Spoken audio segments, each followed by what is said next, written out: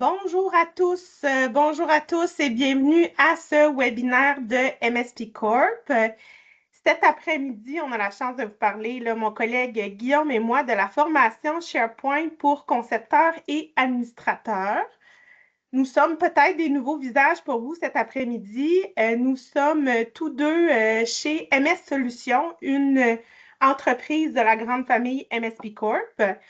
MS Solutions s'est joint à MSP Corp l'automne dernier, en octobre, et ça nous fait plaisir d'apporter une dose d'expertise additionnelle francophone et qui porte sur notamment la formation, l'environnement SharePoint, accompagnement et développement Microsoft 365 en général.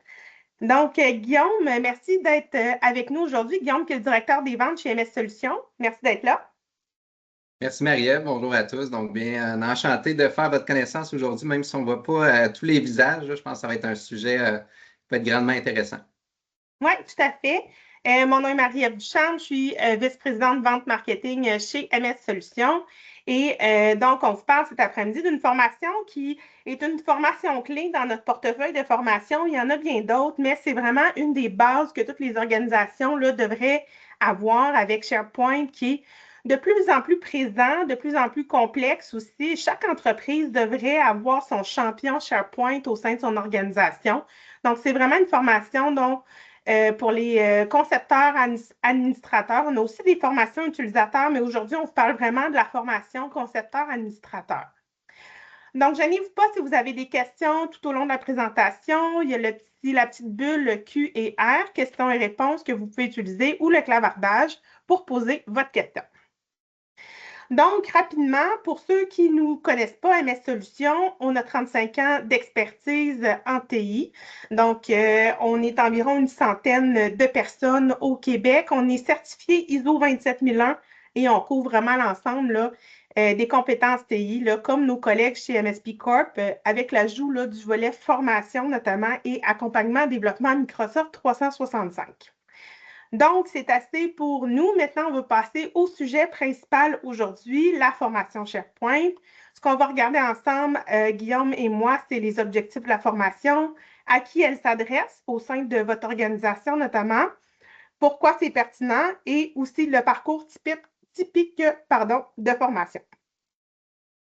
Alors, Guillaume, je te passe la parole pour que tu nous parles un peu là, des objectifs là, de cette formation-là.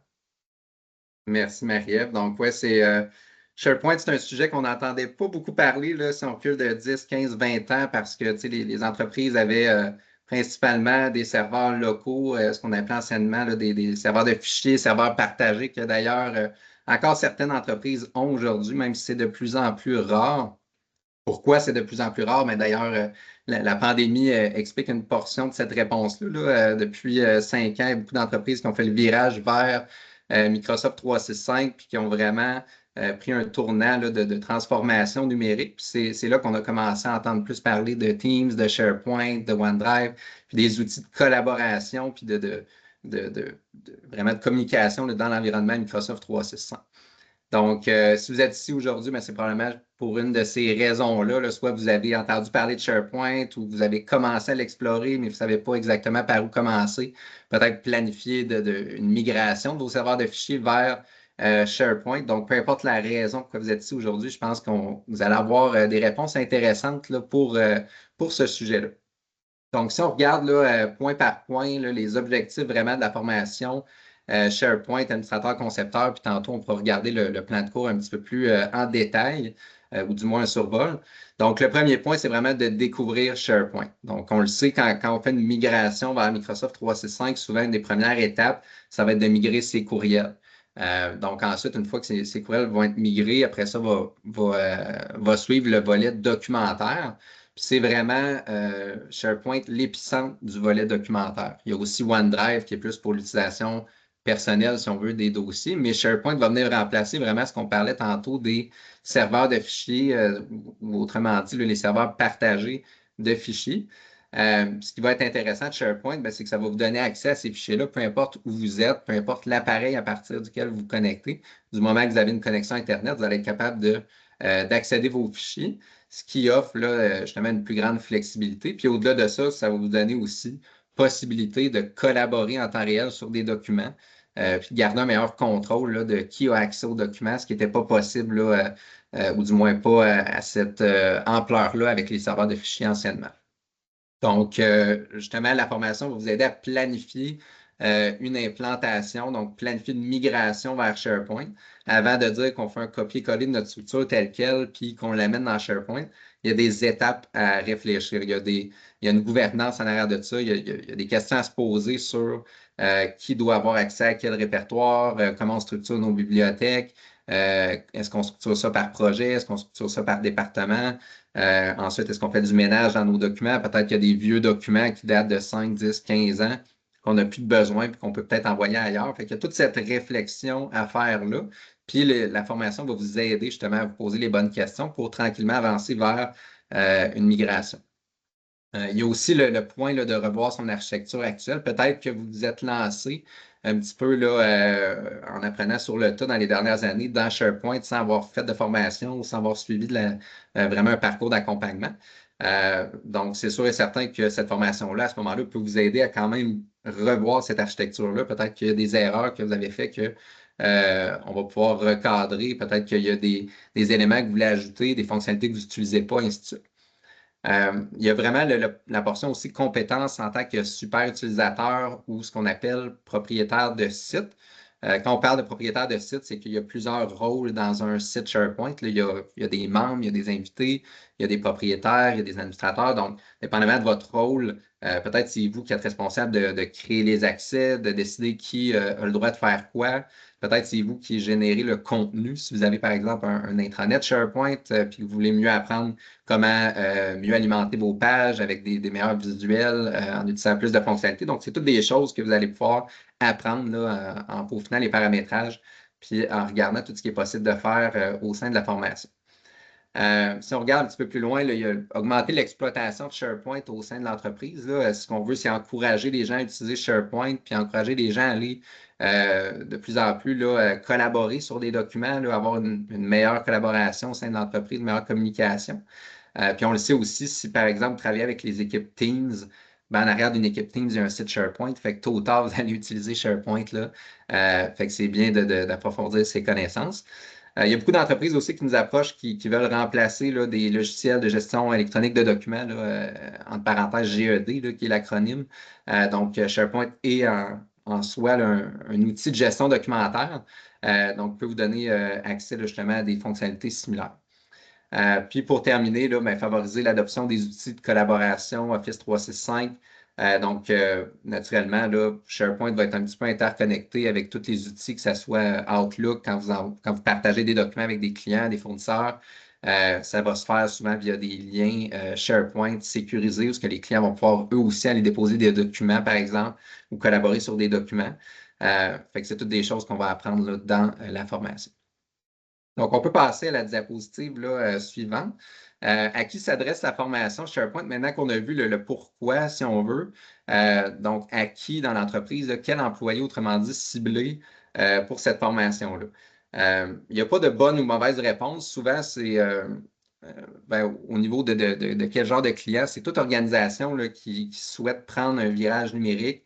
Donc, si vous avez déjà commencé à utiliser Microsoft 365 pour vos courriels, mais que vous n'utilisez pas encore OneDrive, SharePoint, cette formation-là, bien adaptée à vous, va vous aider à bien réfléchir à comment planifier votre implantation, comme on le mentionnait. Toute entreprise aussi voulant se tourner vers des outils plus puissants, plus performants que les vieilles méthodes de travail comme les serveurs de fichiers. On sait qu'il n'y a pas autant de flexibilité, il n'y a pas autant de possibilité de coéditer, par exemple, des documents, de décider à qui vous les partagez. Est-ce que les gens, par exemple, à qui vous partagez des documents ont le droit de les télécharger? Est-ce qu'ils ont le droit de les éditer? Est-ce qu'ils ont le droit de les consulter? Ou toutes ces réponses. Donc, c'est toutes des choses que vous allez pouvoir apprendre à travers ça. Donc, c'est plus puissant, c'est plus performant. Puis, si vous voulez vous en aller vers là, ben, SharePoint est un bon outil pour ça. Donc, toute entreprise désirant façonner un environnement SharePoint selon ses besoins. Il y a des entreprises qui vont utiliser SharePoint plus pour le volet vraiment gestion documentaire classique, entre guillemets. Il y en a d'autres qui vont aller plus loin et qui vont, par exemple, bâtir un intranet dans SharePoint. Donc, un intranet qui permet, par exemple, de communiquer là, des nouvelles, des actualités, des sondages, des choses comme ça, des organigrammes dans SharePoint. Puis, encore une fois, là, améliorer la culture de l'entreprise. Donc, c'est tous des volets là, à travers votre parcours SharePoint que vous allez pouvoir explorer. L'autre point, là, c'est sûr, si on regarde la diapositive suivante, puis un des commentaires qu'il y a ici, au niveau des individus à cibler, donc c'est sûr que c'est de cibler plus qu'une personne dans l'entreprise pour des simples et bonnes raisons qu'on ne veut pas qu'il y ait un single point of failure, là, si on peut me permettre l'anglicisme. Donc, si la personne quitte l'entreprise ou est en vacances, c'est bien qu'il y ait plus qu'une personne qui connaisse le fonctionnement de SharePoint, qui soit capable de faire des ajustements. Donc, généralement, le type de profil qu'on va rechercher, c'est des gens qui sont hautement impliqués dans les décisions TI. Ça n'a pas besoin d'être des informaticiens ou des gens qui sont extrêmement techniques. Souvent, on va voir des gens aux ressources humaines, des gens aux communications, marketing. Ça va être des fois des directeurs administratifs, directeurs d'opérations.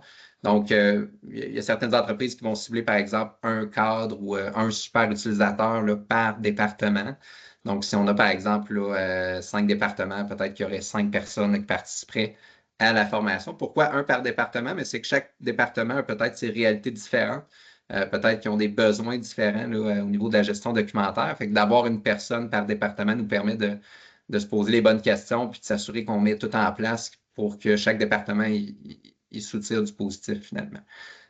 Donc, notre formation, à ce moment-là, généralement, en moyenne, on voit 3 à 5 personnes au niveau du contenu comme tel. Puis comme on va le voir tantôt, c'est plusieurs sessions. Donc, c'est important de s'assurer que ces gens-là ont du temps à investir et ont de l'intérêt aussi en arrière de ça.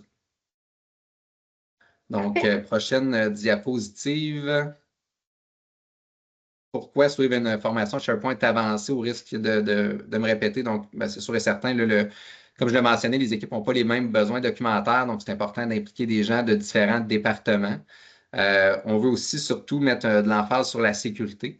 Donc, c'est pour ça que c'est important de bien réfléchir à sa migration puis aux paramètres de gouvernance qu'on va mettre en place au niveau de nos groupes de sécurité, puis des contrôles des rôles, contrôles des permissions en arrière de tout ça. Parce que sinon, si on fait juste un copier-coller de notre environnement local vers SharePoint, puis qu'on ne réfléchit pas à cette gouvernance-là, on va se ramasser avec des surprises, on va se ramasser qu'on va perdre contrôle de notre donnée. Puis les gens vont se mettre à envoyer ça à l'externe, télécharger les documents, donner accès à n'importe qui. Donc, on veut mieux cadrer ça au départ puis faire du ménage pour être sûr qu'on garde un bon contrôle de la sécurité là, de nos données. Donc, je pense que ça fait le tour de cette section-là. Donc, je passe le micro à Marie-Ève.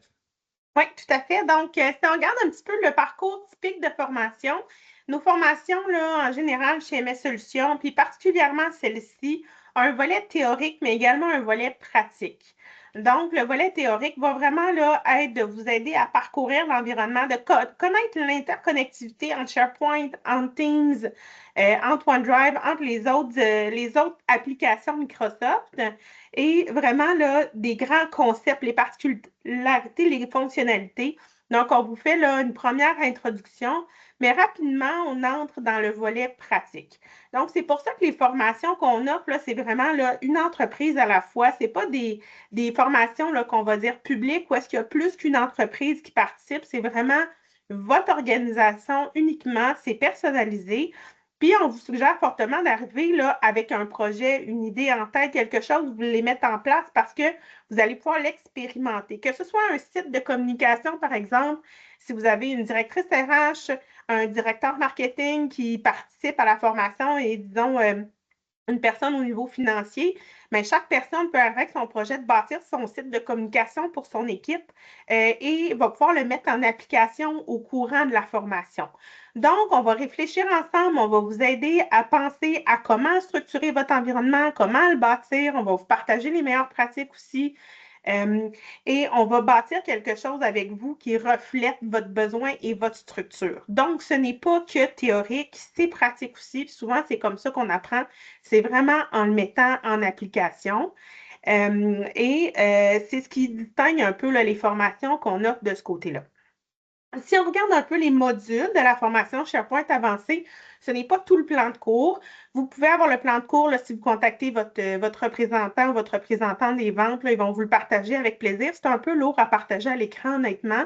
mais on vous regarde on regarde ensemble les grands modules là, de la formation, là, ce qui est lié d'une étape à l'autre. Donc, SharePoint Online, les rôles, les interactions, comme on vous disait tantôt, l'architecture de site, comment bien bâtir, comment bien réfléchir son site, et les groupes de permissions que Guillaume vous parlait tantôt au niveau de la sécurité. Ensuite, les bibliothèques de documents, les sites SharePoint de communication incluent des bibliothèques de documents, les affichages, les paramètres, les métadonnées aussi, si vous voulez, et si vous voulez utiliser les métadonnées ou les colonnes. Ensuite, tout ce qui est plus administration de site SharePoint. Donc, encore une fois, là, ici, ce n'est pas utilisateur, c'est vraiment administrateur et concepteur. Donc, toutes les centres d'administration, le paramétrage aussi, les notions de partage interne, externe, de sécurité, les groupes de permission aussi. Donc, c'est un peu un survol là, des grands modules qu'on y retrouve.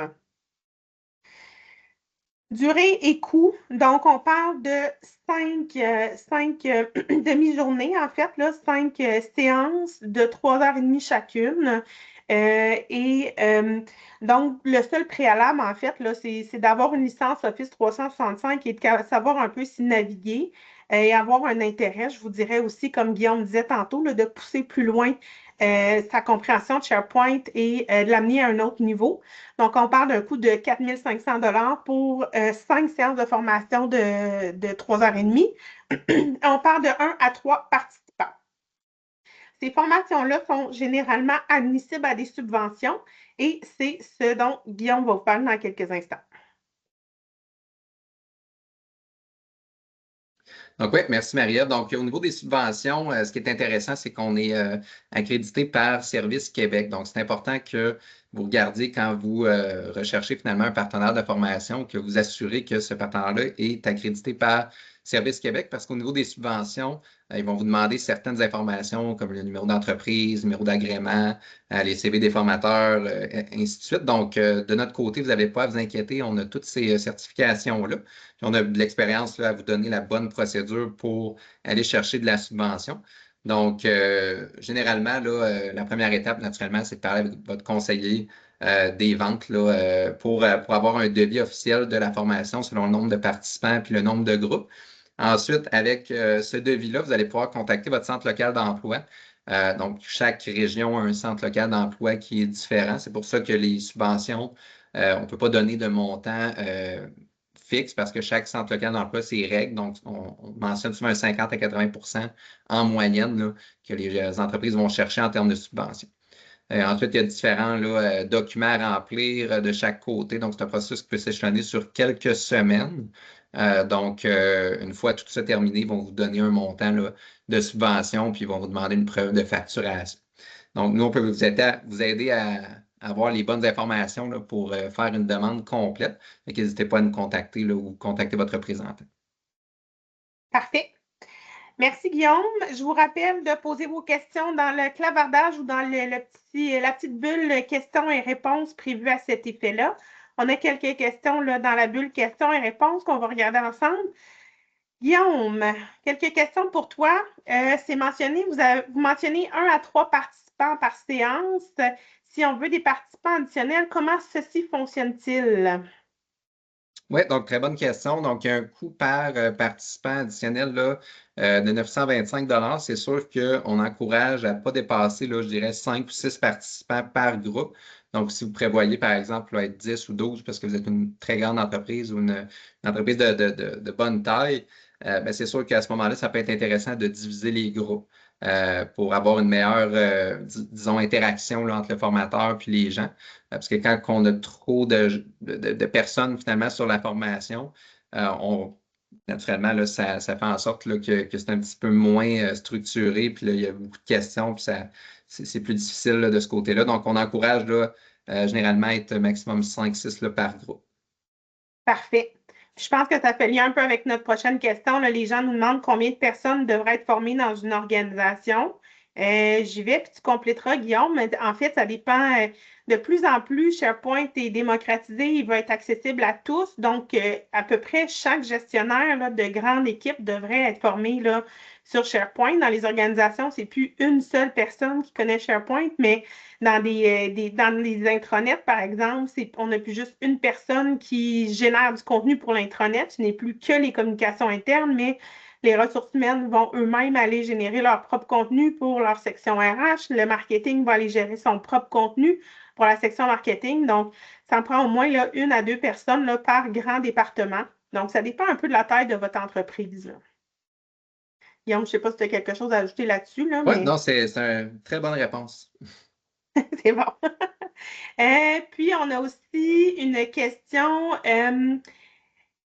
Est-ce que la formation est enregistrée? Puis, est-ce qu'il y a du matériel qui est partagé avec les participants? Oui, donc la formation est toujours enregistrée, puis il y a du matériel pédagogique qui est partagé, là, principalement le PowerPoint de présentation durant la formation. Donc, par contre, là, vous ne pouvez pas le repartager à d'autres personnes qui n'étaient pas présentes durant la formation. Donc, c'est vraiment adressé aux gens qui étaient présents pour naturellement le garder un contrôle là, de notre propriété, si on veut, intellectuelle. Donc, ça va être disponible pendant 30 jours suite à la formation. Parfait. On a Charles aussi qui nous pose la question, là, est-ce que tous les participants doivent avoir un accès admin à l'environnement SharePoint? Parce que des fois, c'est un peu délicat de donner un accès admin à plusieurs personnes. Donc, ça, c'est la première partie de la question. Puis la deuxième, est-ce qu'on donne des formations plus de base, style utilisateur, là, pour les débutants? Je te laisse aller, Guillaume. Oui, donc au niveau de la formation de base pour les débutants, là, effectivement, il y a deux possibilités. Soit ça va être le rôle des super utilisateurs de reformer les gens à l'interne là, sous forme de Lunch and Learn ou autre. Ou sinon, on peut y aller avec nos modules de formation pour les usagers vraiment sur le terrain. Donc, c'est des formations qui sont moins longues. Généralement, ça va être une durée de 3 heures pour le module OneDrive SharePoint. Puis, ça s'adresse à des groupes un petit peu plus grands. Donc, au lieu d'être des groupes de 3, on va faire des groupes de 10, par exemple. Donc, de ce côté-là, c'est dépendamment de la taille de l'entreprise, on regarde qu'est-ce qui est le plus bénéfique. Puis, au niveau de la portion administrateur, je ne suis pas sûr d'avoir compris la première portion de la question. Peut-être répéter, Bien, Marine, je s'il te pense plaît. que je peux répondre un peu et je pense qu'il y a des niveaux d'accès. Administrateur en est un définitivement pour la personne au TI, mais tu peux être propriétaire d'une page de communication, d'un site de communication. Donc, non, les personnes qui assistent, je ne pense pas qu'ils ont besoin d'avoir un accès admin, mais il va y avoir un accès propriétaire de site là, qui va être requis à ce niveau-là, mais qui n'impacte pas nécessairement tout l'environnement. Donc, c'est cloisonné comme paramètre et comme accès. Là. Super. Donc, je pense que ça répond à toutes les questions. Ceux qui posent la question dans le clavardage, l'enregistrement va être rendu disponible un petit peu plus tard aujourd'hui pour le webinaire. Et n'hésitez pas là, à vous adresser à votre représentant des ventes du côté de MSP Corp ou de MS Solutions. Si vous avez des questions pour en savoir davantage, pour avoir le plan de cours, on est là pour répondre à vos questions. Donc, merci d'avoir été là et on se revoit dans un prochain webinaire. Merci, Guillaume. Merci à tous. Bonne fin de journée.